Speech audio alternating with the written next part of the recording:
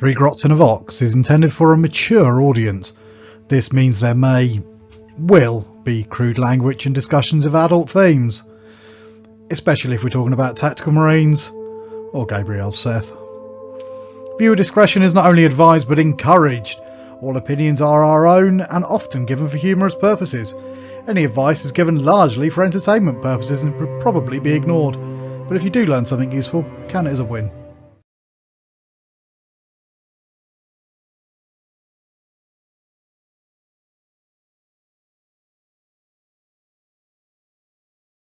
Apparently the impact of it was more than I ever knew. Good evening and welcome to a Grot special where we have chicken wings. Yay! Tony has chicken wings. Yep. Well, I have chicken wing, singular. Oh, have you eaten the rest? Or did you just get one? I didn't sell you one chicken wing, surely. Oh, there was 2 chicken wings. Okay. But I've only ate the other one. Okay. Hazard says you can only bring chicken wings if you bring enough for everyone. I mean, you are a teacher. I mean, you should know the rules. Yeah. Well, he's off the clock right now, so we can say get lost to that bullshit. Yeah. Okay. Right. That's gross, but yes. Cool.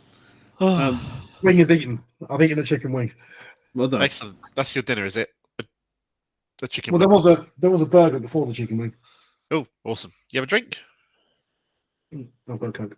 Oh, you haven't got any special interesting drinks or anything? No, because we're doing a bonus stream, so I'm not ready for it. Oh, I see. Is that what it is? Well, I got a drink especially for this evening because it's sort of payday-ish, and it's been a while since I've had this sparkling sake that I had one week before as well, and it's really nice. So I'm going to have some sparkling sake. It's not payday for me for another week, so I'm skint. Ah, that's fair enough. Well, Right. I'm feeling in a melancholy. What the hell's the Melancholy. word? Yeah, that's how I'm feeling. Melancholy. Why are you feeling melancholy?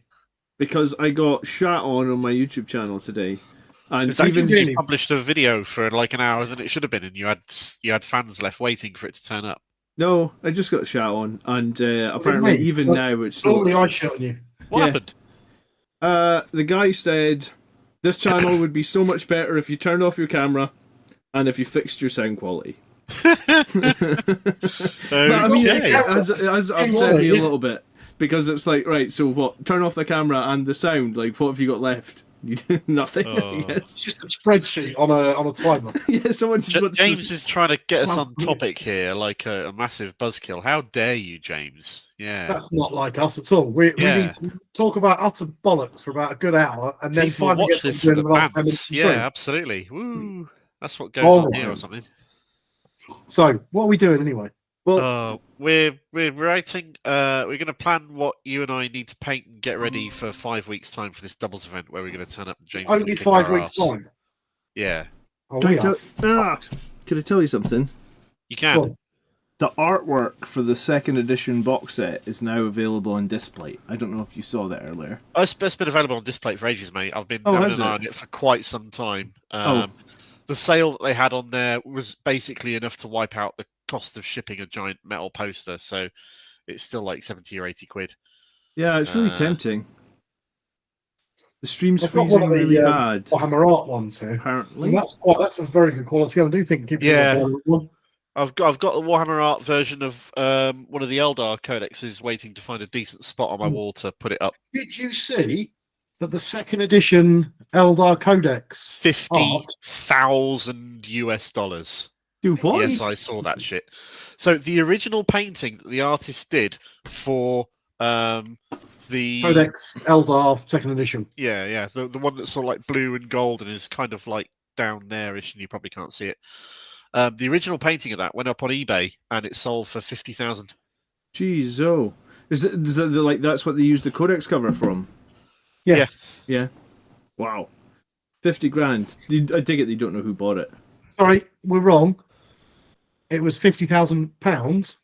Oh, pounds, not US. Okay, $5,117. Wow, that's a lot of money. Cool. Someone's got a nice home art gallery, I guess. Yeah. I mean, it's a beautiful piece of art, but is it 50 grand? Is it nice new car worth of? No. Yeah, I mean, if it's a one-off though, it goes up in value. It's the original. Right? Yeah, sure. I mean, it's art. If I got the One Ring Magic the Gathering card, I'd sell it for however many million. I'd sell that painting for 50 grand. Yeah, I'd sell a showcase. As much as I would feel sad about it, yeah, I wouldn't feel £50,000 sad. No, not really. Okay. Jeez. So I put a Thunderhawk on the thumbnail because I thought that if we were talking about a doubles list with Tony, then we must start with said Thunderhawk. Is it coming out? He's been muttering about an Astraeus for a little while and running that instead. So I don't know. I have. So the Astraeus is on the cards. It's not quite finished, but it will be in 5 weeks. Yeah. James suggests Tony does all dreadnoughts and that I do all jump packs and jobs are good. I don't think we could do it. We could. No, I mean, can you do it with just the modern? Because what's that? That's 2 ballistas. Yes, 2 Brutalis, 2 ballistas, 2 Redemptors, Tech Marine. Yeah, that's over 1,000 points. 2 Death Company Brutalis. I suppose now you've got the Death Company Brutalis and the regular Brutalis. I don't own that many Brutalis, but Mark owns a few. I own 3 Brutalis. They're not painted, but yeah. Yeah, I've got 2, but neither are painted. They're base coated. I've actually been using my Leviathan as a proxy for the Brutalis. Seems it's a good idea. It's a similar size, isn't it? It's more or less the same size. Still double melee weapon. Kraken Matt says, doing a doubles tournament soon with a Tau teammate. I'm going for the Death Company box plus Mephiston, which comes to 1k. Yeah, that's not a bad shout. Fair enough. That's filling that sort of like hole that the Tau have got there. So I did scratch write a list that looked fun and stupid, and I thought it might be a bit of a laugh, just to run it for sake of a starting point. Go on. And it's kind of what I'm typing out now ish.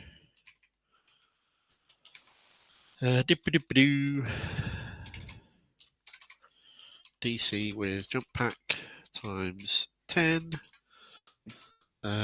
Meth and an Eversaw. Jeez, character much, Mark.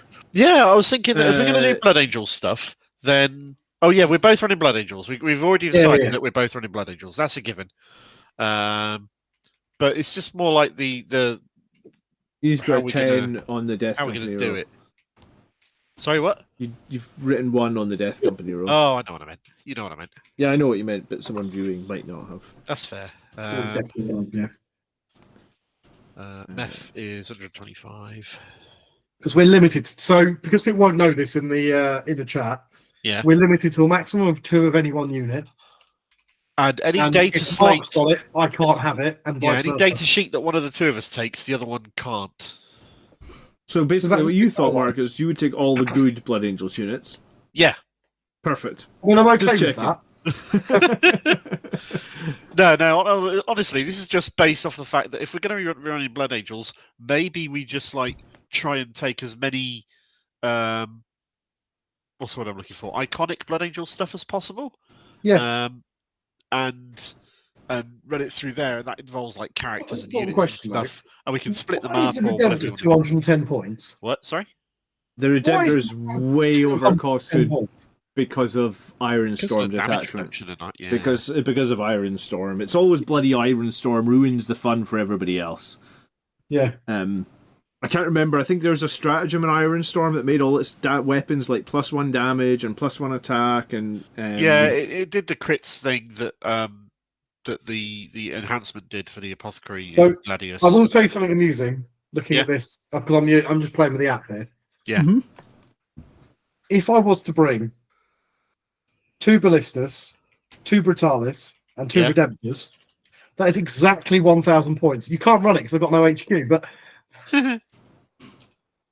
2 of each of the Redemptor chassis dreadnoughts is exactly 1,000 points. Oh, Jesus. Wow, that's crazy. Nice. 290 plus 290 plus 400. Yeah, I guess. Yeah, well. I mean, this is just starting point. We don't ever have to stick with this even slightly. It's just an idea that I've pulled together for sake of it. I guess the question, though, is how competitive are we trying to be at this event? Because that can... it's Mark and I, John. Sure, but I mean, I've taken an Astraeus to a tournament before when I felt like the meta was in a weird place for Blood Angels, and I was like, I just want to have fun. I'm taking an Astraeus, you know? Yeah. Hello, Mr. Matthew Byro. So, like, hello. Where's the line? There's got to be like, all right, on the scale of 1 to fun, you know, where are we drawing the line? I think we're definitely more in the having a laugh camp than taking it seriously and getting all bent out of shape when somebody beats us, kind of thing. Yeah, absolutely. I think you guys would get bent out of shape, even, you know. Yeah, if we take it seriously, to be honest. I don't think you're the kind of guys that get bent out of shape. That's the idea. I mean, the idea is that James is coming up with a bunch of mates from Bristol. Tony's coming over. A bunch of my local friends are playing as well. Hopefully, we'll go out and have some social stuff and get some food afterwards and make a bit of an event of it more than anything else. Good. Okay. So, from a 1 to 10, where are we on the competitive level? How competitive is our army? I mean, how competitive do we want to be? Like a 7? Like, we want to be somewhat competitive? Yeah, it'd be nice not to go get absolutely immediately annihilated. Yeah, it'd be nice not to lose every game. Yeah, okay. I think that's fair. Is there any space left in the tournament? No, they actually sold out earlier today. They posted a notice saying they'd sold out, and people who'd reserved a spot need to pay up, otherwise they're going to lose their spot. So, I don't know what the maximum spaces is. Right, it's fairly big, Churchill. Okay, so how much is Astraeus? Are you serious about wanting to bring it? Here's the potential, right? Okay. 525 the Astraeus. Right. I could bring an Astraeus. Okay. 2 Vindicators. Right. They're 175 each. Right. And 2 Tech Marines. Because. So an Astraeus, 2 Vindicators, and 2 Tech Marines is 985 points. How much is the Tech Marine? 55 or something stupid. 55 points. Fairly cheap. Absolute bargain. So why aren't you taking Scouts instead of a second Tech Marine? Maybe. Because what the hell would Scouts do in that kind of area? They'd give us a pretense of scoring. Yeah, they might do an action once per game, I guess. How many points do you say that's 985? 985, yeah. Scouts would cost... So you could afford an enhancement on a Tech Marine or something. So I can also buy Gift of Foresight. What would that do? We'll let you flip one of the Tech Marines' dice rolls to a 6. So you get an auto save or something. Or auto wound. To be fair, no, won't let me do that. I was gonna say, would it let me heal up an extra? No, because you healed. That's not the rule that lets you change. I mean, that's a stupid list, and it's not going to do anything particularly useful. I don't think. Here's the thought, right? Here's the thought, though. Do you need double Vindicator though if you've got an Astraeus and a Vindicator? Well, the thing with the Astraeus is the Astraeus just doesn't have any. All of its guns are fairly low powered. Yeah, nothing's high tough. It's got a couple of las cannons on it. It's got a couple of las cannons on it, but we're not going to be winning any prizes with that. What the Astraeus is it's a heavy infantry killer. I'm basically set on running LAG. I'd planned on running LAG as well, to be honest.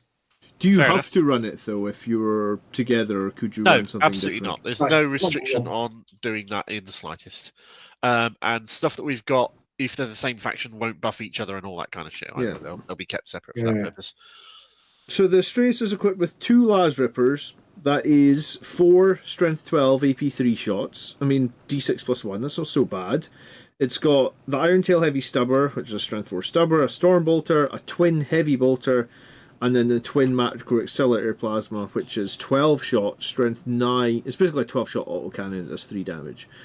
It can replace the Twin Heavy Bolter, which I think I probably would do with the Twin Las Cannon. So you actually have 5 Strength 12 AP 3 shots on the Astraeus. So if you've got the Tech Marine with him, making him hitting on 2s, and then repairing him every turn, that's not bad. I mean, so you've got basically 5 Las Cannons, and then you've got hitting on 2s, of course, and then you've got 12 shots with sustained 1, twin linked, Strength 9 minus 1, flat 3 damage. I feel like you could swap that Vindicator for something more competitive at that point. Well, I wonder then if maybe I'm better off not bringing any. I know this is controversial, but maybe not bringing any Vindicators. Could you live with yourself? I'm not sure. It'd be the first tournament I've gone to without a Vindicator since. All right. Well, there is actually more information that we can use in our discussion of what we do and what we don't do. Okay. And that information is, we know there's going to be 3 games.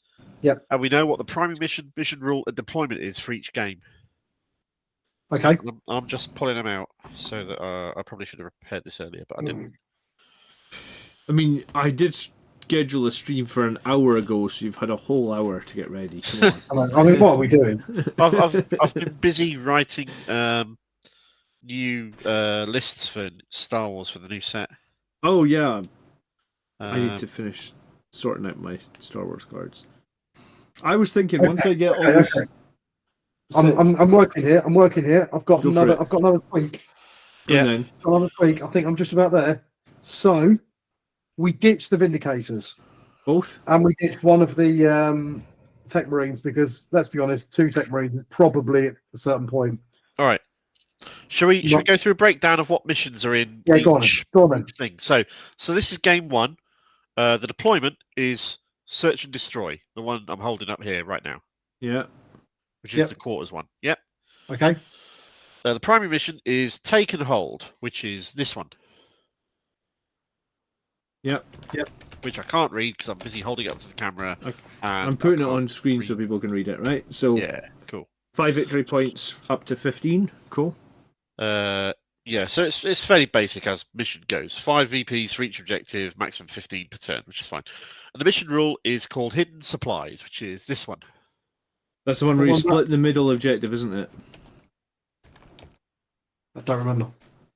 Before you make basically the middle objective splits into 2 objectives that are 6 inches apart across the middle. Yeah. Set up an additional, and that's exactly. So we're playing Hidden Supplies. We're playing Take and Hold. And which deployment were we on again? Sorry. That's the quarters one. This one. Search and Destroy. Okay. Are you going to be playing Games Workshop terrain? I have absolutely no idea. That's something you have to bear in mind when you start bringing things like Astraeus and that. So I'll get this out of the way at the beginning. I'm not going to bring the Thunderhawk. And the reason I'm not going to bring the Thunderhawk is, as much as I love it, it's totally useless to take to events without. Basically, I need to build a flying stand for it. Hello, I have a question. How do you get Dante and Sanguinius Guard to enemy if 1,000 points? No, reinforcement is 50%, not 25%, mate. Yeah, I think he's getting confused. Strategic reserve is 25%. Strategic reserves is a form of reserves or reinforcements, but strategic reserves is not the whole thing itself. Yeah. So that's 400 for Dante and Sanguinius Guard, so they could be put in and do the thing. Yeah, I mean, the trick with Astraeus is going to be moving it around, right? Yeah. Well, should we have a look at what the other 2 games are? Well, he's deploying it, so I'm not bringing the Thunderhawk because you generally. I took it to a couple of events and then I couldn't put it on the table. Yeah. Because of the way the terrain works, it literally just doesn't fit on the table. So there's no point going to a tournament to literally have 80% of my army not able to be used. And I'm a little bit worried about the Astraeus like that because I'm just thinking it might be quite tricky. Yeah. Quite a bulky boy. I mean, even a Land Raider can be tough to deploy sometimes because it's just so. I can show you pictures of previous events that they've run at that place if you want. Go on, then.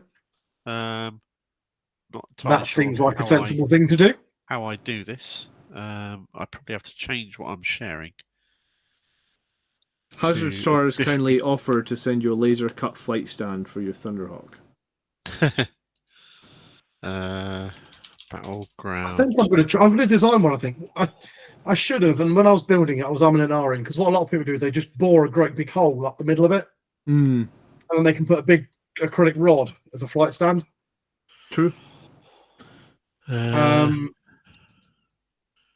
But I'm just terrified, to be honest, of breaking the bloody thing because it took so long to build and paint. Yeah. I don't know what game. This is a Star Wars Legions game. It's not 40k. That's the store itself rather than one of the big events they've done. Let's just see if I can go and find some photos from one of the big events that they've done. You just scroll past one on the right hand side. I think it's 40k. Top right, with the blue tanks. No, that's an install game. That's not a store game, sorry? That's not a store game, no. But they'll be using a lot of this terrain, of course, because it's the sort of terrain that they've got. So it's sort of standard tournament terrain. Okay, I mean, you can make this race work, but you might be better going elsewhere with it. I don't know. I'm not against the Astraeus. I like bringing it. There'll be a hell of a baptism of fire to bring that out on. And it's got to be Karen that I took out the other week. I think these guys use a lot of terrain that used to be used at the Battlefield Birmingham terrains before they upgraded their stuff to a whole load of 3D printed stuff. So it is like tournament quality terrain. Yeah. Here we go. Here's pictures from the hall. This is an AOS one. So that's the hall itself. So it looks fairly busy, doesn't it? Not outrageously so, though. So I think we get away with the Astraeus. Yeah. Potentially. Can I buy anything for 30 points? Enhancements more than anything else. Buy it, really, isn't it? Yeah. The cheapest character we have these days is the Blade Guard Ancient. All right, let's just drop this character back onto the... Not just a free upgrade for the Blade Guard. I mean, good question, right? So, here we go. Do you want to have a look at... potentially. What the other missions are? And the other things. Oh, yeah, we haven't looked at the missions yet, have we? Yeah, no, that's fine. So game 1 is table quarters and 6 objectives, and hold as many objectives as you can. Yep. So game 2 is Dawn of War. Yeah. Okay. With the primary mission of Linchpin, which is this one. Yep. Can't read it, but yeah. Focus. Which says, if the player whose turn it is does not control the objective marker in their deployment zone, they score 3 for each objective they control. And if the player whose turn it is controls the objective marker in their DZ, they score 3 for their objective marker and 5 for every other objective marker they control. There's no cap on that. It's pretty crazy, actually. No, there's no cap. So go out and hold all the objectives. Okay. And the mission rule itself, which is the extra special WASI thing for it, is raise banners. Raise the banners. So you actually want some battle line units, which wants battle lines to go out and raise banners. It's not that many points, though, right? It's like a maximum of like it's a VP 5 points, turn, isn't it? Yeah, but it does sort of say that I guess you should have a battle line unit between the two armies at least. I guess, right? Of VP. So maybe then my modified list, which is... Hold on. We've got a third one. All right. That's okay. So the third one is going to be run on that. Yeah, Hammer and Anvil. Yeah. With the primary mission rule of Scorched Earth. All right, this is the one where you destroy the objectives. It's not that complicated, but yeah. You burn it. You start an action. You set the objective as burning. If you still own it at the start of your next command phase, it's removed from the board. If you do that in No Man's Land, that gets you 5 points. If you do it in the enemy deployment zone, it gets you 10 points. The trick with Scorched Earth, though, is like I've played so many people have lost the game because they've Scorched Earth like their like on every map. There's usually an objective that's pretty close to your own side, which I would class as like your natural objective or your safe objective. Yeah. So many people have Scorched Earth their own objective, and I was like, well, cool, you get 5 points. I'll just sit on my safe one for 5 turns and get 25 points.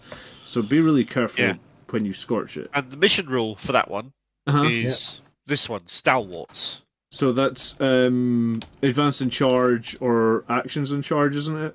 Battle line units can action and shoot in the same turn. And they can perform actions while in engagement range. Cool. I feel like maybe going full meme is not perhaps the best thing to do. Stalwart is not the worst. Like, if you have no battle line units, I've done okay against playing Stalwart. Hello, Phil. Good evening.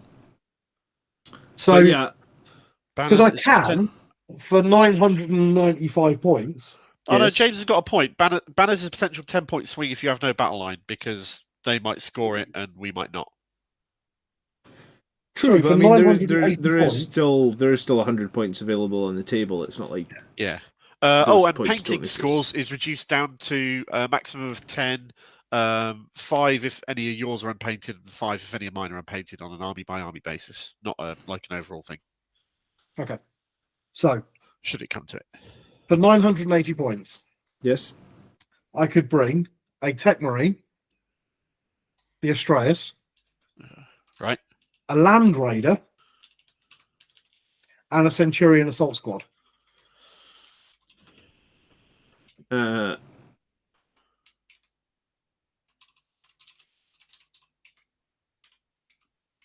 Okay. So ultimately, what we're doing is only 150 points. A bargain. How much? 150 points. What, for the Sense? Yeah. 240 for the Land Raider. So what's missing? The Tech Marine's got Rage Fuel Warrior. Okay, sure, cool. He's got a lot of attacks. So this is very much a go big or go home kind of thing as it is at the moment, and we haven't changed anything on mine. If I was doing it being a bit more tactical and planning and shit, then I'd go like I'd have some infiltrators and a Phobos Libby sitting babysitting the backfield. We'd have like 2 units of jump assault intercessors in one of our armies because they're dirt cheap and they're really, really useful. I mean, mine is just kind of meme, like you say, at the moment. It's just a meme, yeah. How many big face Blood Angel characters can we have? And I actually like charge across the the board. Blood Angel characters list. Sorry? Quite like your list, actually. It's going to do shit all against tanks, so we need some sort of like a decent bit of shooting to back it up. But actually, it's quite aggressive. It's horrifyingly aggressive. A horrifying destruction card effects, as is the Eversaw. Yep. And the Dante, the Sanguinary Guard, and the Death Company will actually kill things. Yep.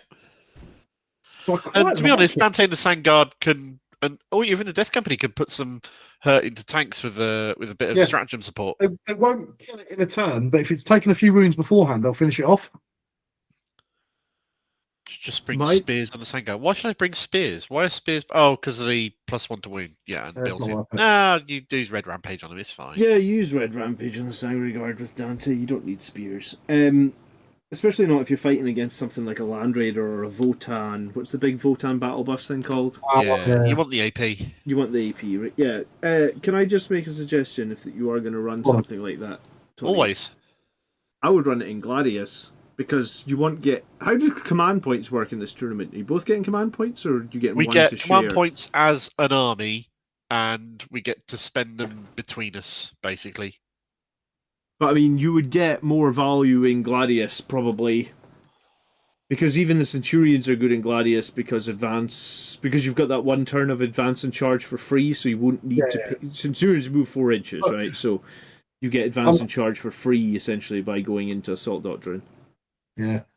I'm thinking that maybe going big on this case might not be the... I'm thinking actually maybe I need to go the other way and just start leaning into a load of battle line stuff. Yeah. Well, at the moment, I think you are pretty firmly on that 7 for the fun scale. You are not competitive, but you are... Sorry, you're 7 on the competitive scale, but you're probably having a lot of fun right now, right? You've got Assault Centurions, you've got Land Raider, you've got Astraeus. You can... If you go Gladius, you can use Devastator Doctrine, so the whole, like the Astraeus, the Land Raider, everything can advance and shoot, fall back and shoot. Yeah. All the good stuff. And then you're not, like, consuming any of the stratagems that Mark would want to use. Like, you'd always have Red Rampage available, you wouldn't need to use... So I think that's what... If I try and lean into not needing the strats, I think that's not a silly idea. Tony should lean into Ironstorm. I mean...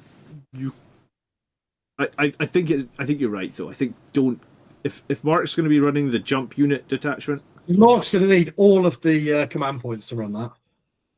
Well, he's going to need Red Rampage every turn. So 5 of your 10 command points he's going to need probably Armor of Contempt as well. You might even need advance and charge as well, to be honest. Only for the first 2 or 3 turns until the army's dead, and then I won't need them anymore. True. True. What about then if I go the other way? we keep the Astraeus, we keep the Tech Marine, but right. we ditch the Land Raider and the Assault Centurions. And go for a bit of numerical bodies. And I'm thinking maybe British bodies, yeah. Because that maybe, here's a controversial pick, heavy intercessors.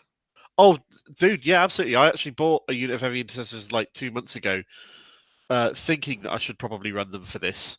I mean, they're not painted, but I do own 15 or so. I think you should run a unit of infiltrators and sure a fuckload of heavy intercessors. Because I find sticking over heavy intercessors on those objectives, almost every one of those rewards. Beefy bodies. I mean, you can only take you can only take 2 squads, right? I thought you said only take 4 squads of heavy ints because they're battle line. Because you get to double the battle line. Is that right? I don't think I've got 20 to be honest. I think I've got about 15. But I've got 5, so I could bring another 5. So fire in 3 squads of heavy intercessors and a squad of infiltrators. See what that costs you. How much is a squad of heavy ints? 95.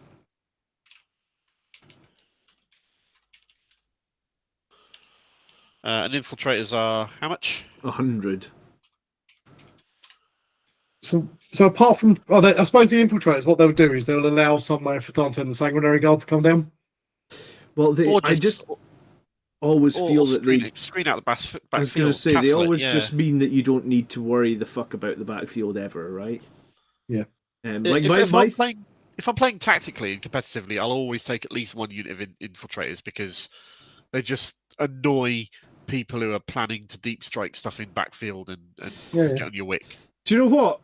How does Oath of Moment work? You both getting your own oath, or no? If we're both running Space Marines, then Oath.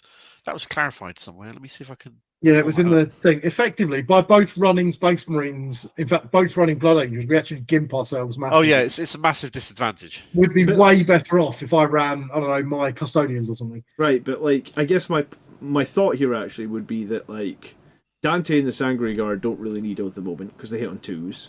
Yeah. Astrath and the Death Company don't really need Oath of Moment because they'll be re-rolling and all that shit as well. Yeah. So do you? This could be controversial, but do you lose the Tech Marine to take a unit of jump assault intercessors, and then you just Oath of Moment the Astraeus target every turn? Well, I'm not bother with the +1 to hit or the healing. Well, if you're re-rolling to hit, then the +1 to hit's less valuable, but the healing may be. Then again, the question is, do you die quickly enough that the healing is irrelevant or not? Yeah, I usually find having played a super heavy tank, it will go one of 2 ways, right? It'll be that either you get that early heal and you heal for D3 and you'll keep it alive the whole game, or it goes the other way where you lose it anyway and the healing's irrelevant, right? It very rarely goes where it's especially because it is the only piece of armor on our table. So it's going to be a bullet magnet in this list. So it's going to get every anti-tank on. I'd love to argue, but every time I've tried to heal stuff, it's been next to useless because they're either full health or dead. I completely agree, sadly. The question would be maybe actually, do you want a gladiator? You have 35 points left over, so if you lost 1 squad of heavy intercessors, you'd have 130. 130 could be a Predator Annihilator, or a Ballistus Dreadnought, or a Predator Destructor, which I love. Do you just want that second piece of armor? With the other question is, do you really want to take the Astraeus, or is it, I want to take the Astraeus kind of thing? No, I'm not sold on the Astraeus at all, to be honest. Okay. Having run it as a few trial games, it's largely been wildly ineffectual. Okay. Because I'll tell you what it is. It's the lack of AP on the main gun. Yeah. Which, frankly, the 2 Vindicators have, and are much better firepower than the Astraeus. Cover the Astraeus, because I mean, admittedly, I used it into Custodians a couple of times as well. And the Custodian in cover ignores the Astraeus because I thought it's bound to roll a few 1s, and any 1s is a dead man. Yeah. 3 damage. But and he rolls 1/1, and you're fucked. Yeah. So do we ditch the Astraeus then? Because actually, have you guys got all the classic tanks? Have you got Predator Destructors? Have you got? Yeah. Well, I don't have an Annihilator, so I've got a Destructor. Because I have a such an affinity for 2 Predator Destructors. I mean, they're just so good. And like you said against Custodes, they're really, really good. Same about the firepower, minus the weird shit, as the Astraeus. Yeah, I mean... Except you can split fire. Yeah, and if you lose one of them, it's really not the end of the world because it costs 130 points. Yeah. And I mean, they still do draw enemy fire. Like, people do not like to just let Predator Destructors rain on them for 48 inches. Like, you will lose stuff if you just ignore them, you know? Yeah. But you're a Dreadnought man, so like, Ballistus Dreadnought just came down to 130 points. Is it worth considering double Ballistus Dreadnought? Is it worth considering double Ballistus Dreadnought? I to be honest, if I ditch the Astraeus, I think I'll bring back the 2 Vindicators. I'd be inclined to agree. They're the premium firepower option. Yeah. Ballistus Vindicators work amazingly in Gladius, right? Like, they're so good. They work amazingly in more or less anything except admitted Liberator Assault Group. But even in Liberator Assault Group, you can get advance and shoot. But yeah, it's just the easy way of having Devastator Doctrine. It is, yeah. Gladius. James is offering 10 fully painted Blood Angel Heavy Ints if you want to borrow them for the event. I might have to take them up on that if I can't get them painted. See how quickly I can do them. That's true. James is coming up for it. We got his entire potential catalogue to borrow from. Without taking the piss, of course. Without taking the piss, of course. Where's my Vindicators? Let's clear Tony's out for the moment. Let's clear my stuff out because it's all nonsense at the moment. Do you want me to drop my thing? Should we just try and do this a bit more tactically, or I like it because if you concentrate on the killing of everything, yeah, and I'll concentrate on scoring some points and not dying. Okay, so scoring points, you want jump pack ints. How much is them? 95 now? Oh, they've gone up, haven't they? They're 90. They're 90. 90.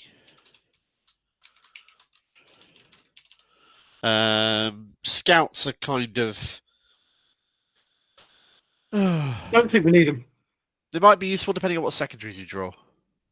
Well, maybe, but I think 2 units jump pack as intercessors, especially if we bring something else, some actual... Yeah. We want some battle line. You want Vindicator. Vindicator's what? 170, did you say? 175. 175. I think we want at least 2 of those. Okay. But we need some battle line. So I think we bring out the heavy intercessors. Yeah. 1 or 2 units or 3? Let's say 2 for now, yeah? What is the rules on how many? Because you're only allowed 2 of a date sheet anyway. Yeah, but they're battle line. I don't know if it affects that. I'm sure it should do. I assumed it would just double it. I can't remember how off the top of my head, but I'm sure it does. 95. Cheers.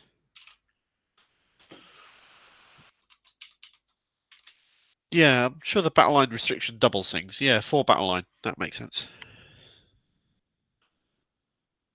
So if you really wanted to go crazy bullshit, we could just do 4 units of 5 heavy intercessors.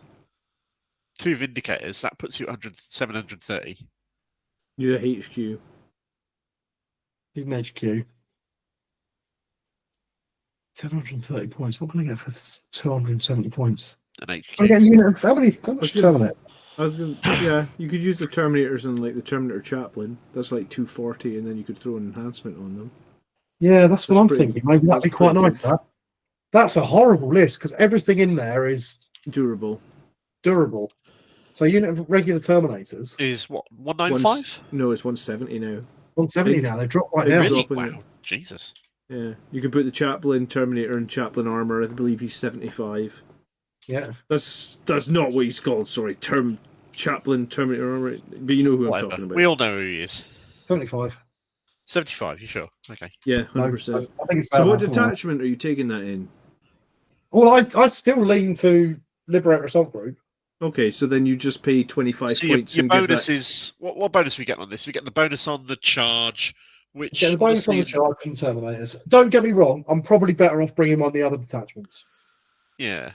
Almost certainly better off, because all I'm going to get is a bonus to my Terminators out of this. The heavy intercessors will hit hard, but they've got no AP, so they won't do shit. Yeah.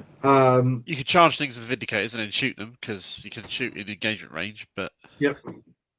Yeah, but I mean, there is a really nice enhancement you can put on the Terminators, which is you could take the Fight First enhancement, and that would be your last 25 that's points. That's kind of what I'm thinking, because that's how I've been running them since the Codex dropped. People will struggle to charge that. It's 25 points now, the enhancement. Yeah. So that's an unchargeable thing. I like it. In all honesty, the only reason I run Liberator, apart from the Fight First enhancement, which is good, is purely from it's Blood Angels then, isn't it? Yeah. We treat the whole thing as one army. We are running a intercessors will do okay as well if they're charging. I mean, it's strength 6. Yeah. Yeah, but they've got no AP. No, but they got a fuckload of attacks, right? You would get not really. You had 20 attacks. It's not the worst. Yeah, but I'll be better off if I was doing that from a purely aggressive point of view, bringing assault intercessors. Yeah. Could it be if we are doing maybe that's not a silly idea? Vanguard Spearhead. What do you get for the Vanguard Spearhead these days? I haven't looked at that in ages. Nothing good. You get that cover if you're more than 12 inches away. You don't really get anything that's going to buff your shooting, though, unfortunately. Sorry, your melee, unfortunately. The other thing you could do is, if you lost 2 of the units of heavy intercessors, you could replace them with a captain with that Fight First enhancement. Sorry, not the Fight First. The Rage Fueled. And you could add him to a unit of company heroes, which is 95 points. So you'd be 5 points cheaper than 2 units of heavy intercessors. And that captain with that Rage Fueled is kind of batshit crazy for just, like he can have, 9 attacks with sustain 3. So, that gives you, a really punchy. And then I really like the company heroes because they're just -1 to wound all the time. They're 4 wounds per model. They're super durable. The other thing we got to bear in mind is we've got to make sure Tony has fun. And at the moment, what we've given Tony there is a whole bunch of shooty stuff and the Terminators. And is that going to be fun for you to play while I'm running around and nuking things and getting killed? I mean, to be fair, I'm not too fast. I've got my 2 Vindicators, so I can blow anything up I need to. I'm not too worried about it. You can oath the moment your target for your Vindicators, absolutely. Yeah. And I think that's the way that they'll have to play it. We'll have to use the oath the moment on the target basically for the Vindicators. Yeah. And that's just and then we just have to hope we don't. But I do think maybe dropping a couple of units of heavy intercessors for the company. I mean, 4 units is excessive. We only just put them in for the sake of having. Yeah, I think 4 units is excessive. I was going to say that question again about the company heroes. Well, I'm just trying to think if I even own any. I don't think I even own. I made mine, right? Because I think I might have an old school in a box somewhere. Command squad. Yeah, basically I convert. So I used a Terminator Ancient as the Ancient in the squad. I used a Heavy Intercessor as the guy that's got the bolt rifle. I used another Heavy Intercessor as the guy that's got the heavy bolter, and then you need one guy with a sword for the champion, company champion. I mean, if we were being really stupid, Tony would take his Thunderhawk and I'd take my Porphyrion, and then we'd probably just call it a day. But that would be very stupid. It would. But the company heroes squad gives you a lot of melee damage, right? I do like the idea of the company heroes squad just because it looks quite cool, and it just adds a little bit of variety to that list. Tony has 4 battle line heavy intercessors, mainly for the shits and giggles, Highland. It was just something as a starting point for the list. I would advise if you're set on running Liberator Assault Group, people also don't know how to play against those company heroes because they're so good. They're honestly. So I did also consider just running a shit ton of assault, go full flesh terrors and just bring assault intercessors. Yeah, I mean, well, you could still do the captain with a squad of assault intercessors and go that way on it. The only reason I say company heroes is it seems like your half of the list is going to be the durable half of the list. Yeah, and that's what we are going for. And the company heroes are crazy durable. So I think the company heroes and the captain is probably the better way to go. And the captain actually Tommy Chaplin and the enhancement out of this? No, keep that. No, Tommy Chaplin stays there. Okay. Because the Tommy Chaplin with the Fights First enhancement on a squad of 5 Terminators is horribly annoying. Yes, very annoying. Okay. So you want a captain for 80 points. You want Rage Fueled for 10 points. You want company heroes for 95 points. So I need. And hey, I scratch built my company heroes because I didn't buy the new box. Is it 4? Don't get me wrong, the new box is nice enough. Yeah, it's 4 you get. You get one with a bolt rifle that has devastating wounds. You get one with a mastercrafted bolter, which has a 3 damage. You get one with a sword, and you get one with a banner. I actually played the whole tournament that I took the company heroes to. The captain's 80, the rage field is 10, and the company heroes are 95. I actually played the whole tournament, not realizing the guy with the banner had a gun. Because I just had him with a banner and was like, oh, right, he's got a... I think I ran him with a bolt pistol. He actually has a bolt rifle. So I literally ran the whole tournament. And then at the end of the tournament was like, God damn it, this guy actually has a bolt rifle. That would have been an extra shot all the way through the event. But, oh, well. Happens. Rage-fueled warrior. Yes, it's pretty awesome. Who do we make the... I think it's the... it is the Gabriel Seth enhancement, isn't it? Yes, right. Pretty much, yes. So I'm going to have to build and convert myself a Gabriel Seth. Yeah. Do I own... I think I do own a Gabriel Seth. Do you, Seth. though? Because you can run that captain with the power fist. I know. I think he is better with the power fist, even though... Definitely better with the power fist. Yeah, the chainsaw does let you fish for mortals, but I think he's better with the power fist. He is better with the power fist. All right, so you're going to walk the company heroes and captain just up the board, or what's the plan? We're going to run them for a turn and try and get to the middle, I guess. Yeah. Yeah. Well, the thing is that they also because it's so horribly durable and whatnot, they can use them where you need them. If you need them to sit on an objective, they sit on an objective. Yeah. The one thing I wanted to say about there's 2 things on the company heroes that doesn't get mentioned enough is. They do have that free stratagem because of the captain, so you can Armor of Contempt them for free every turn. So they can be ignore 1 AP and ignore 1 on the wound roll, and they are 4 wounds per guy, which is pretty big. And then the other thing you can say with the company heroes is when you do eventually make a charge, the guy in the squad, the company champion, he already has precision on his sword. So if you give if you pay the CP to do like epic challenge and precision the captain as well, you actually assuming you roll like 1 or 2 6s, suddenly you have like 20 precision hits. So if the enemy had a character that I don't know, like a Grey Knight Terminator squad, you really want rid of the character before you do any damage to the squad, you have a ridiculous amount of precision potential. Well, I kind of see this whole thing as they charge, they probably don't kill very much, but they also don't die in return, and then Mark's horribleness can charge them next turn. Is it worth giving the list that you've currently got for you, Tony? Is it worth swapping out one of the heavy ints for some infiltrators to sit at the back?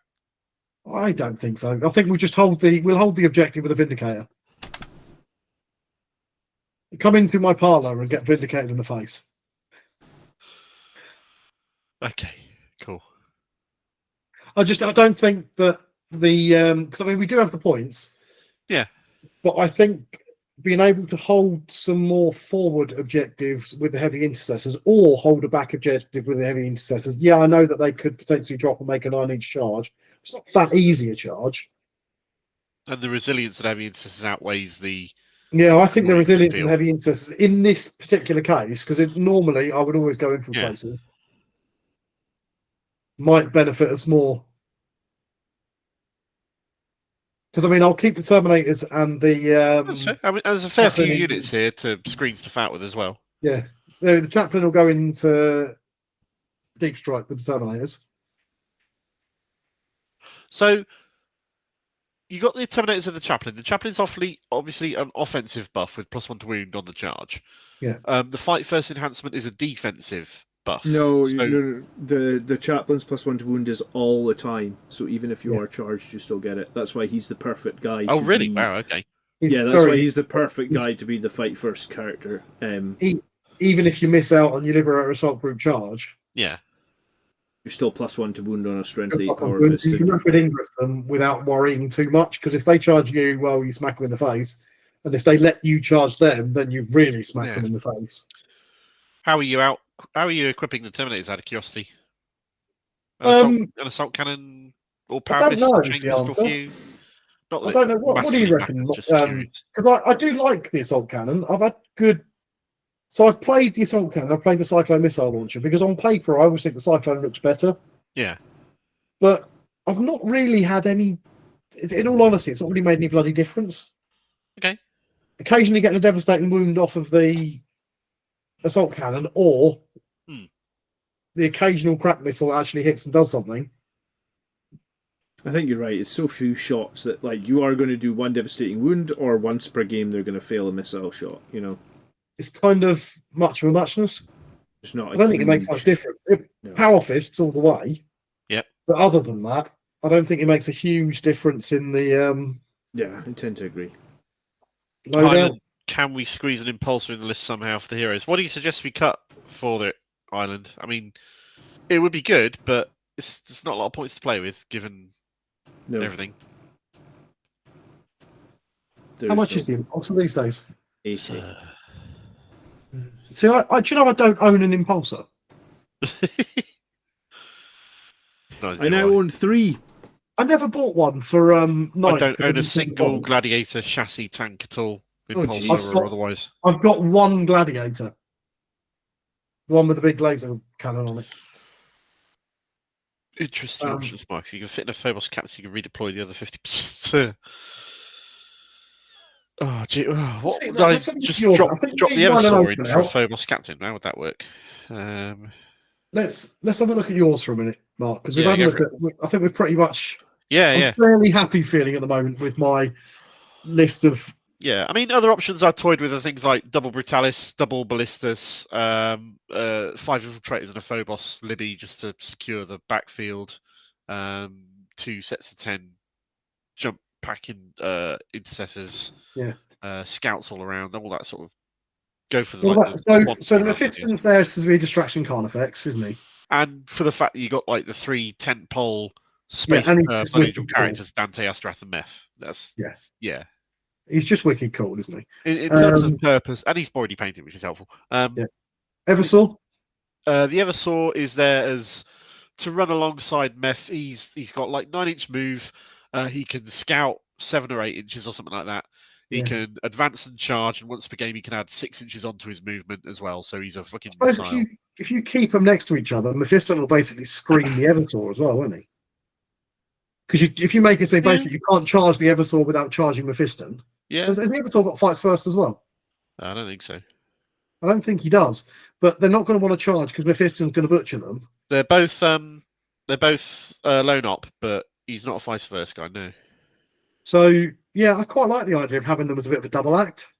Is it too many points for the amount of damage it will do? Maybe, but they'll certainly scare the shit out of anybody who sees them coming down the street together. Yeah. They'll bully MSU units. That's what they'll do. But even things with decent armor saves are going to be fairly bullied by. I mean, the Eversaw's got anti-infantry 3+ on its pistol and its melee, and the melee's got -2 AP. So So I think they're a pretty good. They're pretty horrible, actually, aren't they? As a pairing, that's a pretty horrible combination. They'll run in and kill some shit. Okay, so we've got Dante and the Sanguinary Guard, Dante and the Sanguinary Guard, and they're going to do Dante and the Sanguinary Guard things. Yep. We've got Astra with the Death Company that's going to put a load of mortal wounds on something that they charge. You had another bad comment on your YouTube video. No, the fucking app is like the profile for the Eversaw Assassin is locked because I didn't buy Codex Imperial Agents, even though I've got the Eversaw Assassin. That's why I'm reading the thing currently on the pirate website. The paywall. Yeah, we'll just go back to Wapedia. Yeah. This is why Games Workshop won't work with me. Pretty much. Yeah. Which you've already decided, which is why I'm doing it. And it was definitely not the bloody recast Dreadnoughts we did, 3 years ago now? No, the rules pack does state no side can go above 1,000 points. That's absolutely right, yes. Yeah, we can't lend each other points. The Executioner's Assassin's pistol and his melee are both sustained hits. 3. Yeah. Oh, right, he's bonkers. And the once per game thing that he does that gives him 6 inch to his move characteristic also adds +3 attacks. So he's got 9 attacks on the charge on that one turn. With sustained 3. Wounded on 3 with sustained hits 3. Oh yeah, he's an infantry monster, isn't he? Yeah.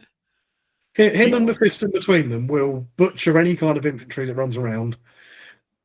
They're not going to do shit. You're hiding Autark here in the back line there, do you? You think you're hiding your little Autark on his own, your little lone up guy, just doing his thing on his own, yeah? Yeah, scoring me CP. Death. I quite like this, actually, if I'm honest. Yes. I've got a shitload of painting to do. I mean, I've got paint to do as well. It's always good to get motivated to do some painting for a tournament. Sorry? Have you got? What do you still need to paint them, Mark? So my Sandguard are painted. I need to get some new base extenders for them to bulk them out to the new base size because rules. I can make you some of those if you want. Cool. I was going to buy them off Etsy, but if you can do them, then I'll just bring you a bunch. Yeah, awesome. Dante's like half painted. Astarath he's base coated. I mean, my Astarath who's in this box. Yeah, I sprayed him earlier. Where is he? He's around here somewhere. I think I'll put him in the. There we go. I'll put him together. I never had the old Astarath because I never liked the model that much. There we go. That's the state my Astarath's in at the moment. In preparation for this.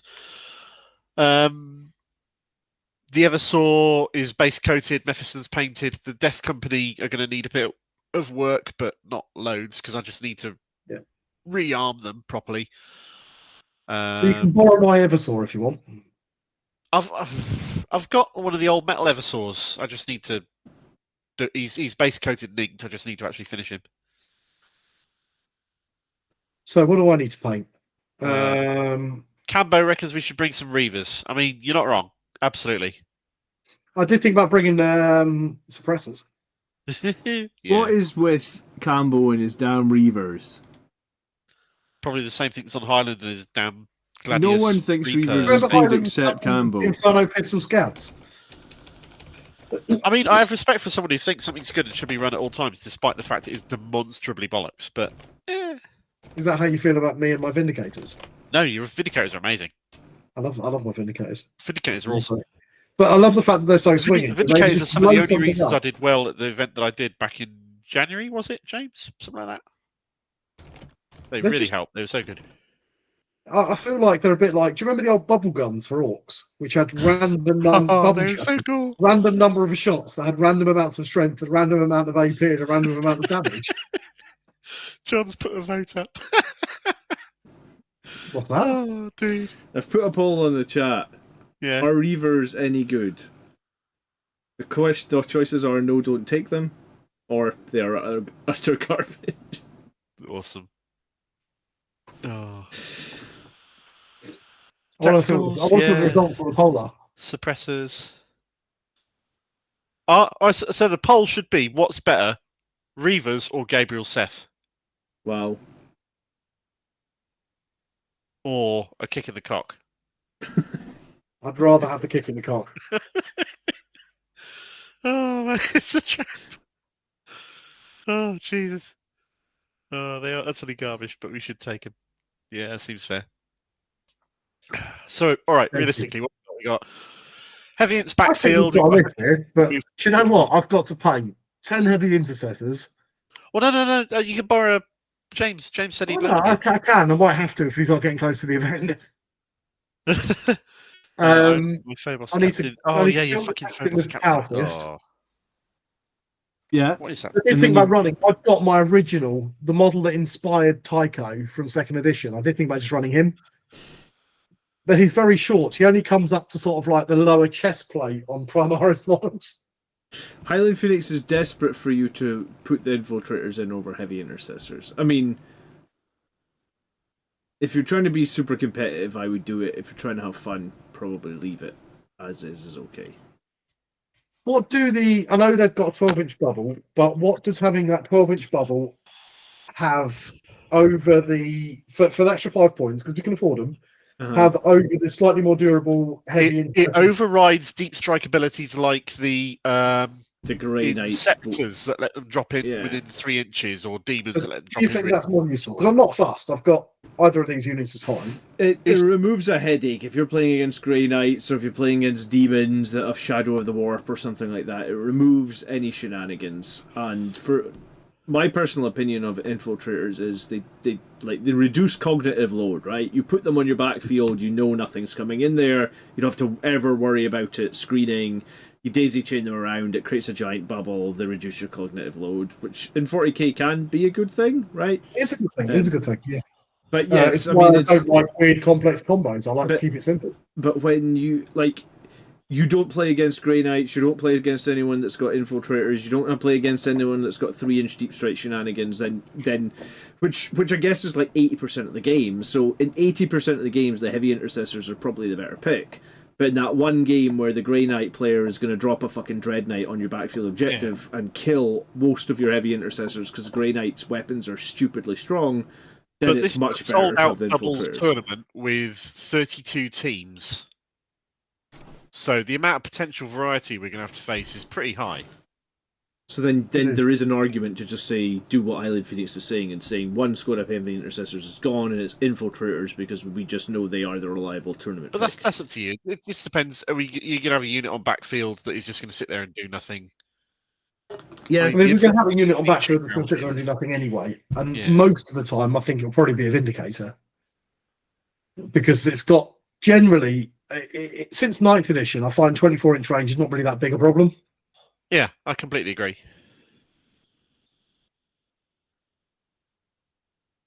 Krychek would not go to a tournament without infiltrators. I think I'm getting bullied for the sake of the infiltrators, to be honest. It's hard not to. It's hard not to. Yeah. Like I said, I'm not fast. I've got the infiltrators, to be honest, are painted, so... All right, let's... No, that's 5. That's 5. Good. It's 100 points, is it? Yes. 3 yeah. Okay. Then I think you're starting to get onto a winner. I mean, okay, so let me do it my old... Oh, we haven't done this since the first episode or whatever. How do we build an army list? We need to be able to think about what are the gatekeeper lists here. All right. So, opponent turns up with a knight. So, they'll probably have one big knight and a load of little knights, or a load of little knights. What can we do about that? So, a load of little knights, you focus both Vindicators on one at a time until they're dead. And then we charge and engage the rest, I guess, with Sanguinius and Astaroth. We've got a decent amount of AP in there, haven't we? Yeah, we got decent amount of high damage stuff to survive some fire. Yeah. Hyder's got a point. Vindicator is an assault tank, it's not a defensive tank. Yeah, absolutely. Okay, so we're probably all right if we fight knights. John, what do you reckon? Or at least we've got a chance. Yeah, I was going to say knights are actually kind of probably a bit like a stat check for you because, I mean, you've got Mephiston and Eversur, that's like 250 points that is killing a lot of infantry but isn't killing a huge amount of other stuff. Yeah. So your list isn't optimized to fight knights, but I think you're right. I think like Sanguinius Guard can kill a knight every turn, Death Company can kill a knight every turn. We know two Vindicator tanks pointed at the same knight will kill it. The captain can even kill the knight with the company heroes, and the Terminators can kill the knight. Do a fairly good job because they're going to be wounding knights on 4s. No, you actually probably can kill 3s little ones. Yeah, you're wounding the little knights on 3s, and then remember Terminators get that crazy bonus if you use Oath, where they actually hit on 2s and reroll 1s because you get that +1 to your Oath target with the Terminators as well. So. Yeah, I actually think this is a better list than mine for dealing with knights. So you're So, all right. So what's the other extreme that we're likely to have to play against? James wants to ask us in a completely hypothetical situation that absolutely won't happen in any way, shape, or form. Honest Gov, how would our list deal with a load of plasma bikes and the Lion paired with shooty Ultramarines and Bobby G? Well, are we the charge and fuck them up, mate? I was going to say, I mean, the Ultramarines and the Dark Angels probably just retreat when they saw the Blood Angels come in, to be honest. So, I mean, that shouldn't be too big of a problem, should it? So what have we got? So Plasma's going to do horrible things to the heavy intercessors. We've only got one unit of those now anyway. Yep. Yeah. And they're only 95-point battle line unit.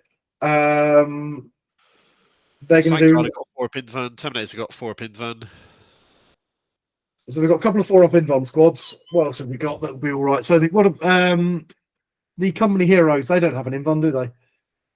No, but they are -1 to wound, which does help a lot against. Wound. So they're going to get wounded on 3s rather than 2s. 3s rather than 2s. So they won't like it, and nor will they heavy intercessors. But the Vindicators aren't going to be too fast because they're toughness 11 anyway. So they're only going to be wounding on 5s. I think we probably just charge the line and Bobby G straight out, try and fuck them up, then deal with whatever's left afterwards. That sounds. Yeah, I think the line will win. Sorry? I think the Lion will probably win melee. Oh, you're probably right. He's fight first. He's fight first, isn't he? Yeah. You could charge him with the Death Company and then on a 4-up fight on death with half the squad. I mean, that's a possibility. Yeah. So we just do a load of mortal wounds when you charge in, and then 4-up fight on death, and hopefully finish him off. Yeah. Or again, just blow him up Vindicators. Yeah, I would blow up the line with Vindicators if you can. And then charge. I mean, plasma bikes are a bit of a pain in the arse, but I mean, it's not unbeatable. Yeah. All right. What else is there that we got to worry about? So what else have we got there? What about a Horde army? What are the big sort of horrible Horde armies at the moment? Green Tide got a bit nerfed out of the thing, but Orcs have had a bit of a buff. G Stealer still much of a thing. Tyranids. I think Green Tide can still be strong, just because Green Tide can still be strong. Tyranid, Endless Swarm, whatever it is, can be strong. Vindicator's Blast help a little bit. If Insetter's got a decent bit of firepower, Tommy's got a decent bit of firepower. Yeah, and we've got a lot of attacks from like the Death Company. Anti-infantry melee is not exactly a problem, no. And we've got a decent amount of sort of boltery fire for dealing with incidentals. And you've got the Eversaur and Mephiston as well. Eversaur especially will get a lot of attacks in there. What are other options? So how about the other end then? Custodians or something, heavy infantry, very tough. Lots of inbound saves. So, what have we got? Terminators. I quite like Power Fists into Custodians because I know the damage too, but they put them on their inbound save. Right. Yeah, you've got Dev Wounds from the Death Company as well. You've got the anti-infantry for the Eversaur. That's actually going to be quite good against Custodians. Yeah, with -2, so they're on their inbound. Yeah. Two Vindicators are probably pretty good as well because they're on their inbound again. They're not bad. It's damage D6, it's a bit swingy, but yeah, it's like roll 3-ups to kill the opponent. That's not the worst option in the world, is it? No. So that's not too bad there, is it? Are Custos actually pretty good in the meta right now? Because I haven't seen them at an event for ages. They're not outrageous. Custodes are a crappy tournament list. But they might but work a very well good beer and pizza list, if you know what I mean. James reckons Custodians are a hard counter for Blood Angels right now. But no, they've always had them. They were designed as a hard counter for Blood Angels. You can't melee them. You don't see them at the moment. I mean, I beat them the other day with my Blood Angels, but that was because I brought 2 Vindicators and a Sicaran for a start. I'm a little bit out of the circuit. How would we deal with Thousand Suns with spammed rubric with flamers? Did they get to Overwatch more than once or something? They've just taken a big nerf, haven't they? They've taken a huge points nerf that particular list. It's still horrible, but it's not quite as spamming of the sorcerers as it was. Thousand Suns are just very, very strong at the moment still. They are very, very strong. What's strong about them particularly? Everything can they can shoot their whole army in direct or something and do mortal wounds because they can make every psychic weapon can be shot in direct, so they can just be blowing you up through walls. And I think every 6 is mortal wounds. Okay, so we do what we do with an Eldar shooting list, which is just charge them, and I hope Thousand Suns. Our entire army doesn't die on the charge over the top. James gives them Wardens for the Feel No Pain and Blade Blizzard. Yeah, they're horrible. I beat them the other day because I shot them.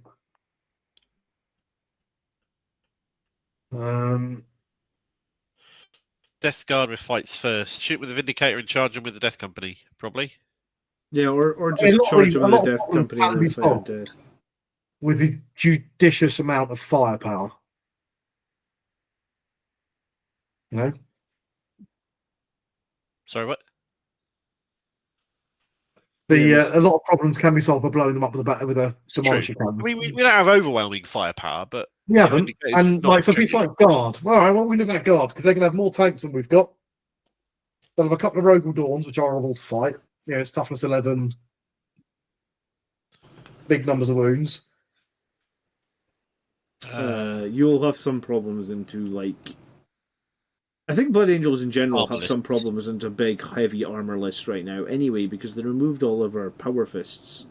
Yeah. They made the Sanguinius Guard a lot smaller, so we lost a lot of damage output from those 2 units, and we still rely on those 2 units, so I don't think there's a solution, unless you're going to take like the Assault Centurions that we talked about.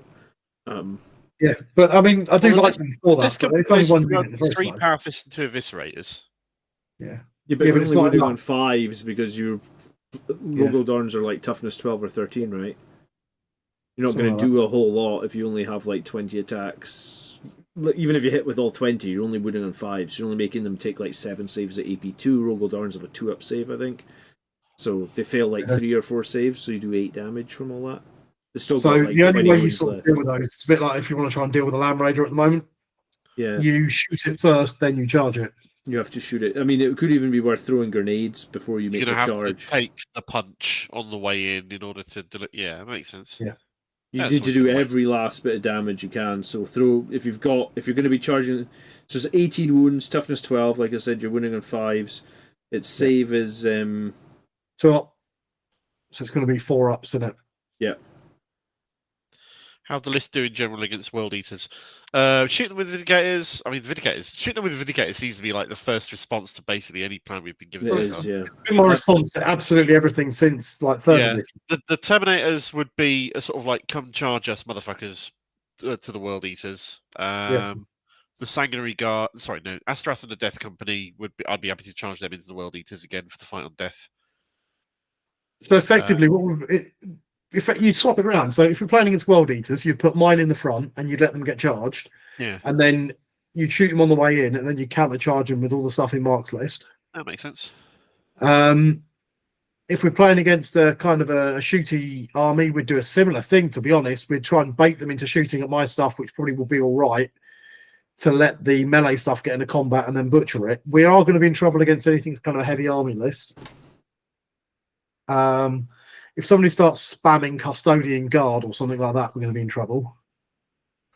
We've also got a fair amount of units and a couple of low knots to run out and just like take points and things as well. We do. So if we're playing against those sorts of armies, all we can do is just try and score points. We're a bit slow. Well, no, I'm a bit slow. You're not slow. Yeah. No, and you can never build a perfect list. You're always going to have a bad matchup. There's nothing you can't fix that. There is always going to be a bad matchup. And are you happy with what is written on your side being fun for you to play, Tony? Yeah, I'm not fussed by that. I'm more like panicking over trying to get it all painted in 5 weeks. We might have to coordinate with James and see how much. Might have to borrow a few bits and pieces. Yeah. I mean, do what I do. Get it to 3 colours and then. I'm not doing that. Can you see Tony being happy with that? I mean, come on. Well, I'm never happy with it, but it doesn't stop me taking it to an event and then going back to the painting table afterwards. I'd rather do that than be the person that's up at like 2 in. Andrew is always painting models at like 3 a.m. before the night of a tournament. I'm like, dude, you've got to play Warhammer at 9 a.m. Why the hell are you still painting at 3 a.m., you know?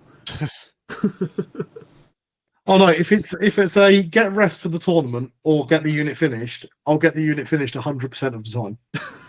Oh, man. No, I'm the complete opposite. I need the rest. Tony, I think it's because I don't generally care if I win or not. Tony, but James says about coordinating crash. If I win, it's a bonus. If I don't win, said that at all yet. Yeah, I'd rather lose with a beautifully painted army than win with trash. Fair enough. I'll make sure that I don't let you down too badly with my trashly painted shit. Stuff looks alright. Yeah, that's fair. It'll look okay. It won't be shameful. Oh yeah, I mean, you don't even paint the Would you win a tournament if the bottom of your tanks were unpainted?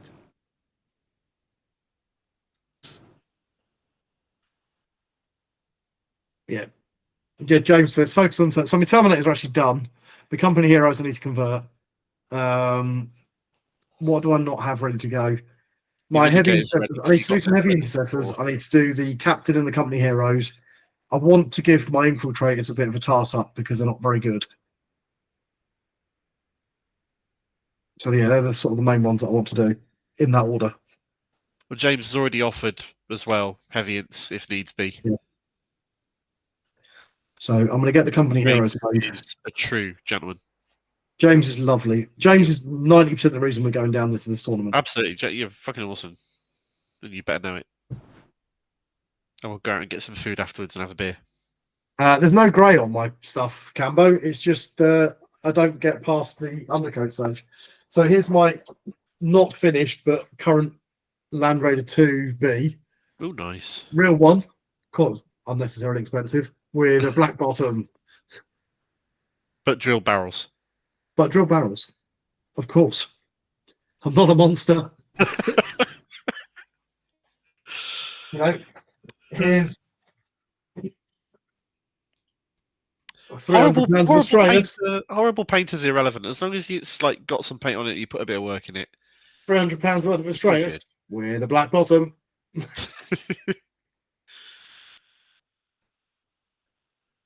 The only one I've got that I have actually got a painted bottom on is this zip-on that I've been working on that Mark gave me. Oh yeah. And that's because Mark painted the bomb. No, I did actually repaint it. It's not quite because with flyers you can see the underside, so it's pretty obvious. Yeah, flyers are a bit of a different case, which is fine.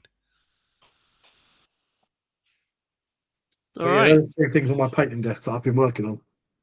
Although actually, because we're not doing Pile of Shame. Pile of Gory. We haven't done Pile of Gory for this, no, because we don't tend to do it for live episodes. We don't, because I've actually painted some things. Would you believe it? Go for it. What you got? Well, hang on. I'll say what. I'll show you a picture of my new and ridiculousness. But because we did that 3D printing episode the other day. Yeah. All right, I'll save this and I'll drop you a copy of the list over. Let me find this because I actually have been 3D printing things. Okay. Wouldn't you believe it? So my hobby's been going quite well at the moment. So I've not been doing a lot of like painting and things, but I've been making movement trays and things, trying to teach myself to be better at CAD. Okay. Because I really like. I know they're not competitive, and John will be like disgusted by this because it is not a good way of playing 40k. But the same as I use for I've been playing quite a lot of Old World and Fantasy Battles and things. Oh yeah. Sticking my units in movement trays. I've seen there are round base into square base adapters kicking around these days as well. Yeah, I've got those. But so I've been putting all my stuff in the movement trays. So things that I've been doing other than random bits of sculpting is I did this. Let me share this. You'll like it. Where's my page? I think that's my page. Window. That one. There it is. Is it going to work? Yes. Highland still reckons we should put an intercessor impulsor in over the heavy ints. That is a Space Marine, very small Space Marine fleet for Battlefleet Gothic. Very nice. And I'm not finished. Finished I am not. I still hold out hope that they're going to do a Battlefleet Gothic. And one day they will. I really hope they do because Battlefleet Gothic was such good. I've got the White Dwarf with the cardboard ships in it. They're about to release Dropfleet Commander 2nd edition as well now. So, and there's a little Imperial fleet too. Very nice. On my 3D printed movement trays. Those are pretty cool. They're pretty cool, aren't they? I was pretty pleased with those. They come out okay, considering that was the speediest of speed paints ever. Because I've got new paint. Black undercoat, dry brush, and pick out some details, basically. Yeah, well, sort of. So 3D printing again. I also printed this beautiful plastic holder for them. I got the new Villainy inks that we've started seeing advertised all different sort of places. Oh yeah, James has got a point. If they do it, it won't be Battlefleet Gothic. It'll be Battlefleet Heresy. It will be, but the thing is that the Gothic War and Heresy is. I don't think there's huge differences between the stuff anyway. It just means that you get to do one range of ships, and it's good for both sides. Yeah, pretty much. The only thing that does make me sad with that is the orcs and that one, and the Eldar were really cool about for Gothic. So anyway, I made this unnecessarily over-engineered case to hold my 7 bottles of Villainy ink. Nice. Which are enamel inks. So they're made by the Grimdark Compendium. For the Grimdark painting. How long did it take you to design that? Hour. But spending an hour or so with a set of calipers and a pot of paint. You felt really satisfied and Fusion 360. It's like awesome. 3D modelling a thing. It's pretty cool that you can do that, though. No, I just think it's cool, man. Well, they're also obviously they lock in with the Gridfinity into my drawers so they don't rattle. Nice. This is the level of unnecessary.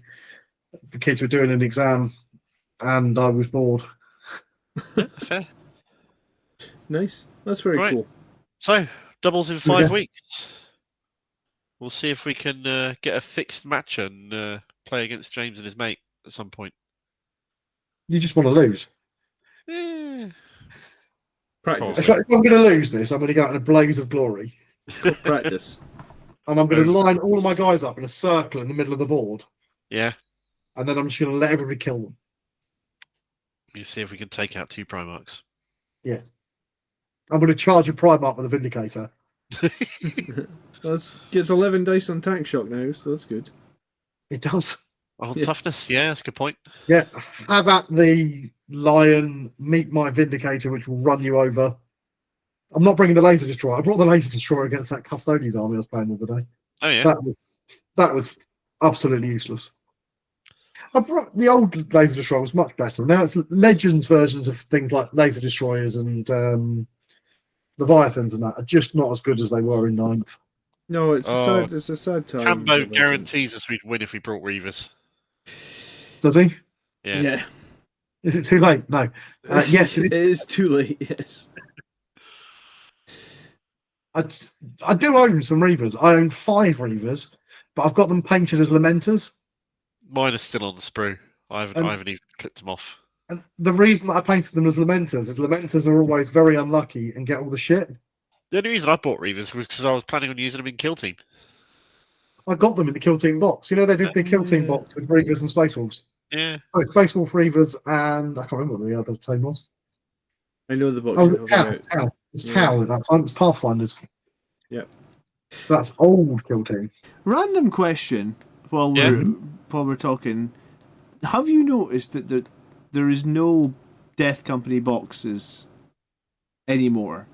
Like, if you go to gamesworkshop.com and you search Death Company, there is no box. There is no Death Company with bolters. There is no Death Company with jump packs. There is no Death Company. They don't sell a box, do they? They just sell the upgrade sprue now, isn't it? Yeah. It's an upgrade sprue. But here's the weird thing or at least I thought, right? And maybe I'm pretty weird, I guess. But the weird thing I thought was, like, they don't typically do rules. Or they don't typically do, like, they were trying to make everything easier, right? So it's like, you can't have all these special weapons on the Death Company because those boxes don't exist anymore. So I thought the point was... If you carry on down this train of thought, where it's going to wind up is, are Death Company going to get squatted because there's no official kit for them? Well, don't make me the harbinger of doom, for goodness sake. You've literally just said that. No, but I'm just saying, is it not weird... Like, you're a new Blood Angels player coming into the hobby. You're excited. You want to go to the Games Workshop website. You want to get Death Company. But there's nothing. They don't exist. Further than that. Yeah. It is a bit weird. You're absolutely right. Death Company captains don't exist either, yeah. So do I need to make a Chapter Master Valrak video and be like, ooh, conspiracy? Yeah, do it. That'd be fucking hilarious. You absolutely should. I don't know what I did say. I need to, vindication. You heard it here first, folks. Death Company. Cambo, your walls are buggered, mate. Next edition. Blood Angels Commander says so because there's no official kit. Says Death Company anymore. Just have the thumbnail. Enjoy your Reavers, Cambo, because that's all you're getting. Games Workshop are removing Death Company. That'd get a lot of views, wouldn't it? Oh, Jesus. Well, really, just go full hog on it. Have you literally just thought of that? I'll tell you what, though. I'm not going to make that video. The only reason... Valrak, you'll do it. The extra data you sheet. and Valrak are chums now. I mean, the Death Company data sheets in it is to bulk it out. That's the only reason for this. Yeah. It's just, I just find it very weird that there is no Death Company available to buy. I mean, it could be a stock issue, I guess. I don't think so. Well, maybe it's just like an investment thing that they'll release a new kit for it later on, or a new box for it later on, or something. They've got to keep doing new stuff. But I guess the one kit that we did have, the Primaris, what is it, Death Company Intercessors, that kit is gone as well. Yeah. I mean, no one runs those units. I mean, they were just Intercessors again with shoulder pads, and that's literally all they were. Yeah. So it's weird to me. I find it weird because it is strange, and I hadn't thought about it at all until you raised it, and now it's a clear sign that Death Company are going to get squatted. I think we should be telling people that. Yeah, absolutely. But... Anyway, I think on that note, it's time for us to end. Yeah, thanks for the downer there, John. Cheers. Thanks for watching. Yeah. And we will catch you on the next one. Remember to like, subscribe, all the usual stuff. Yeah, do the thing. And we'll take some notes and record what Tony and I fight at this doubles event in 5 weeks' time and who we play against. And absolutely. Take some pics and all this shit and come back and report how it all went. So you can go, yeah, it was all great, or no, it was all bollocks, woo, and all that jazz. Cool. Thank you. Catch you on the next one. Cheers. Cheers, guys. Good night.